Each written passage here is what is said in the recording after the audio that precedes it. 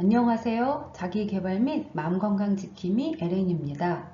멘탈 스토리 세 번째, 불신과 학대의 덫입니다. 우리가 학대를 사건으로 봐야 될 것인지 감정으로 볼 것인지, 저는 일단 감정에 좀 초점을 맞추겠습니다. 왜냐하면 대개 이제 멘탈 디스오더라고 하는 정신 장애가 오는 경우에 있어서는 물론 사고가 왜곡되어 있는 경우도 있고, 행위가 폭력이고 공격이어서 너무 감당이 안 되어서 나타나는 경우도 있지만, 감정적인 측면에서 정화되지 못한 것들, 이런 것들이 너무 쌓이고 쌓이면 안타깝게도 멘탈 디스오더가 발생하기도 합니다. 그래서 학대의 용어 속에서는 아주 복잡하다라고 하는 감정에 좀 초점을 맞추겠습니다. 제가 왜 복잡하다라고 말씀을 드리냐면, 학대는 무서워, 공포라고 하는 감정이 들어가 있고, 당했기 때문에 고통스러웠고, 그리고 왜 맨날 나만 화가 나기도 하고, 무력한 나 자신에 대해서 너무 슬프기도 하고, 이렇듯 많은 감정들이 혼합되어 있는 상태가 바로 학대라고 볼 수가 있습니다. 그래서 어린 시절 학대를 경험을 하면 당연히 멘탈에 문제가 생길 수밖에 없습니다. 일단 우리가 이제 정신건강을 살펴볼 때 질병 모형과 성장 모형으로 나누었고, 지금 저는 이제 질병 모형에 초점을 맞추고 있는데, 질병 모형은 정신장애라고 하는 멘탈 디소더라고 하는 게 분명히, 질병은 의과적인 모형이기 때문에 인과론적으로 해석합니다. 뭔가 원인이 있을 거야. 그래서 내가 지금 정신장애를 가지고 있을 때, 예를 들어서 우울장애, 불안장애, 이런 디스오더를 가지고 있을 때 분명히 원인이 있을 텐데, 그 원인을 딱 한마디로 이것이다, 이렇게 말할 수는 절대 없습니다. 없을 문자야. 왜냐하면은 멘탈 디스오더는 수많은 요인들이 간혹 상호작용하는 과정에서 발생을 하기 때문에 이것 때문이야 라고 말은 하기는 어렵습니다.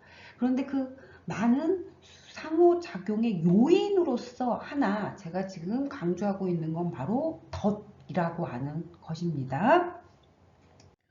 덫은 일명 우리가 이제 우리나라 말로 뭐 그대로 스키마라고도 표현하고 있고 쉐마라고 부르기도 합니다. 이 덫은 나의 어린 시절에 시작이 되었고, 나의 평생 동안에 반복되는 좀 패턴입니다.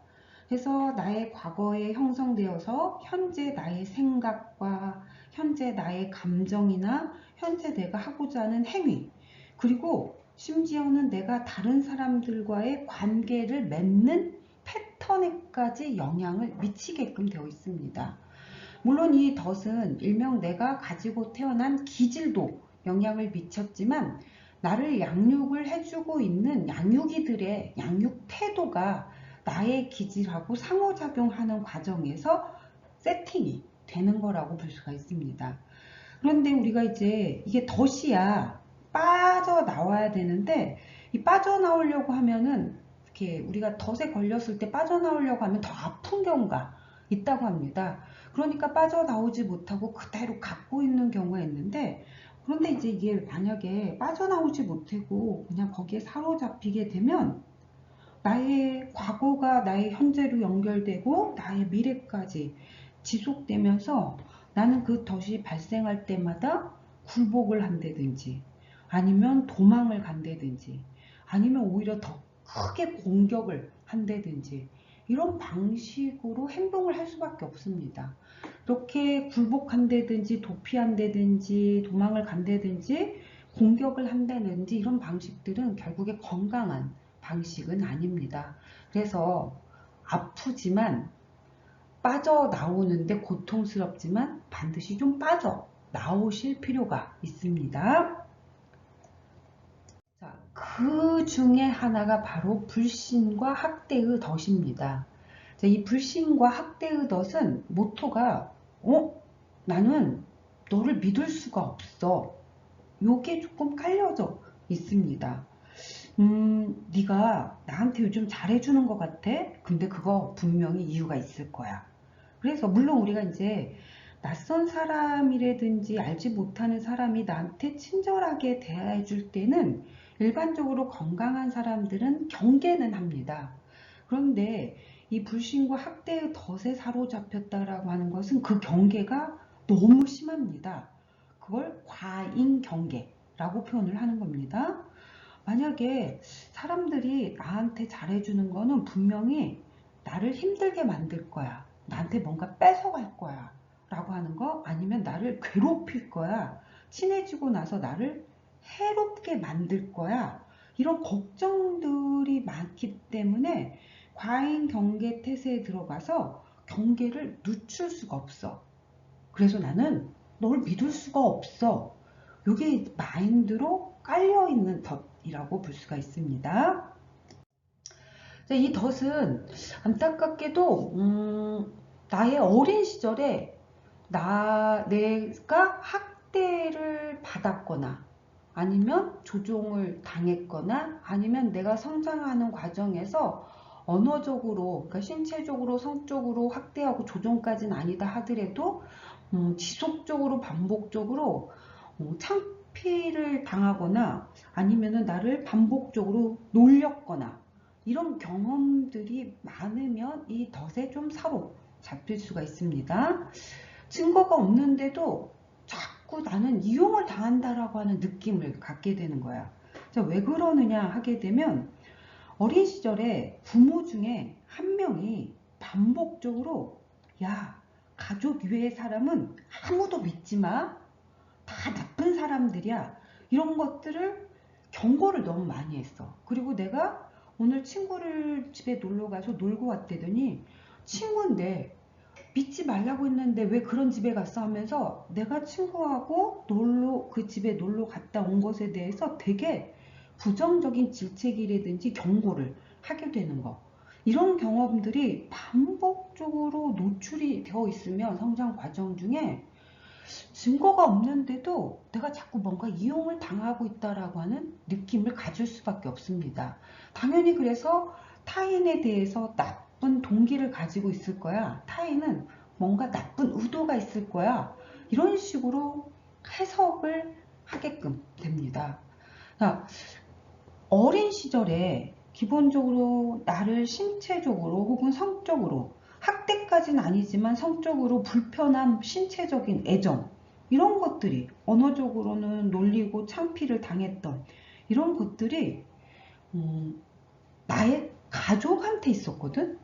그러니까 친밀한 사람조차도 가족조차도 나를 그렇게 만드는데 당연히 가족 이외의 사람들은 더 심할 거야. 그래서 사람과 가까워지지 않으면서 사람이 다가가는 것에 대해서 좀 무력감을 느낄 수밖에 없습니다. 그래서 안타깝게도 우리가 분명히 세상을 살아가면서 세상에는 좀 나쁜 사람도 있고 무서운 사람도 있고 악한 사람도 있는데 그런 것들을 어린 시절에 너무 많이 주기적으로 말로써 너무 강조하고 강요하면서 키우게 되면 세상을 믿을 수 없는 그런 세상에 있는 사람을 믿을 수 없는 이런 덫에 사로잡힐 수밖에 없습니다. 학대는 경계라고 하는 게 있거든.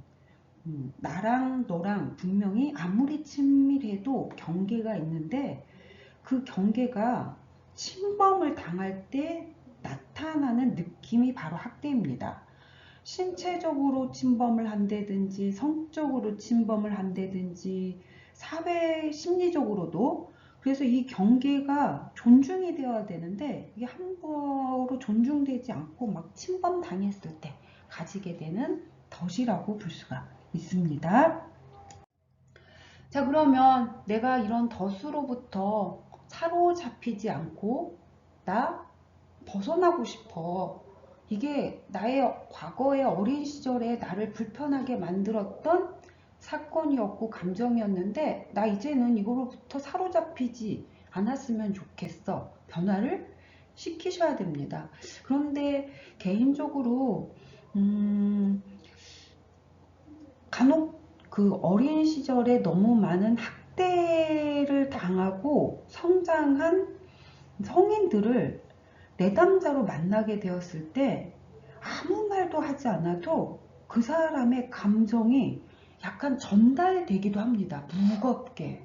그만큼 말을 하지 않았는데도, 경험을, 사건을 노출시키지 않았는데도 그 사람을 바라보고 있는 것만으로도 확 와닿는, 그렇게 되게 무서운 감정인 거고 무서운 사건인 겁니다.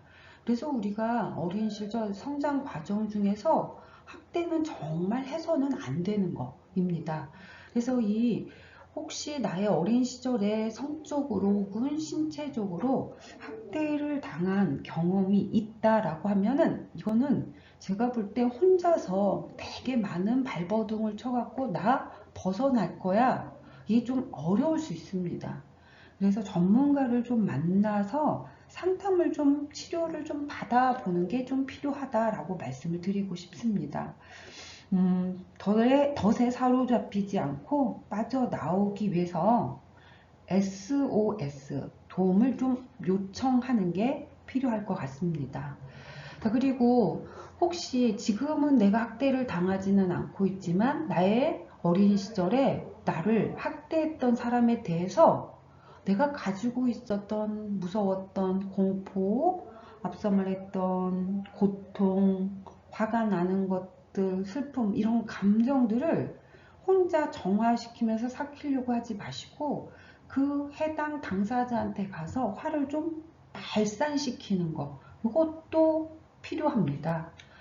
우리가 되게 이제 불신과 학대를 당한 내담자들을 좀 들여다보면, 그래, 내가 어쩔 수 없이, 내가 못났으니까, 내가 부족하니까, 내가 모자라니까, 그래서 자꾸 자기 자신을 비난을 많이 하게 되는데, 꼭 기억하시기 바랍니다. 학대를 한 가해자가 나쁜 놈이지, 학대를 당한 피해자인 내가 나쁜 놈이 절대 아닙니다.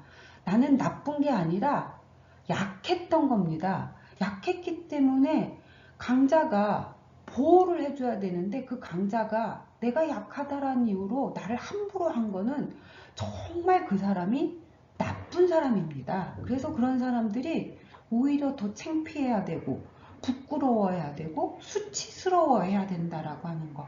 본인을 부끄럽게, 수치스럽게, 창피한 나로 절대 만들지 않기, 이런 노력들이 좀 필요할 것 같습니다. 자, 그리고 현재도 내가 만약에 학대를 좀 당하는 것 같다, 특히 뭐 정서적인 학대라든지 가스라이팅 혹은 언어적인 학대를 당한다라고 하게 되면 참지 마시기 바랍니다.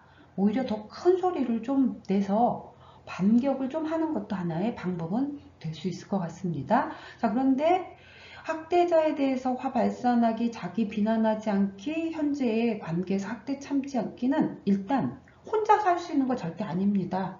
전문가에게 좀 도움을 받아서 나를 좀 위로도 받으시고 약간 좀 단단하게 만든 과정 중에서 해야 되지, 혼자 막무가내로 하게 되면 더 크게 내가 당할 수 있고 내가 아플 수 있다라고 하는 거 기억하시기 바랍니다. 그리고 가깝고 약한 사람을 내가 학대하지 않으려고 노력하셔야 됩니다. 안타깝게도 내가 누군가로부터 학대를 당했어? 내가 좀 더 힘을 가지게 되었어. 이 덫에 사로잡힌 사람이 벗어나지 못하면은 나보다 약한 사람들, 내 앞에 있으면 그쪽으로 옮겨서 신체적으로, 성적으로, 심리적으로 복수를 하는 경우가 있습니다. 그래서 나의 가장 연약한 주변의 사람인 자녀에게 대물림하는 경우도 있습니다. 그러니까 이런 것들은 좀 의식하셔서, 혹시 내가 어린 시절 학대를 당했고 나는 절대 약한 사람, 내 아이를 학대하지 않으려고 하는 의도적인, 의식적인 노력이 필요하다 말씀을 드리겠습니다. 멘탈은 지속되겠습니다.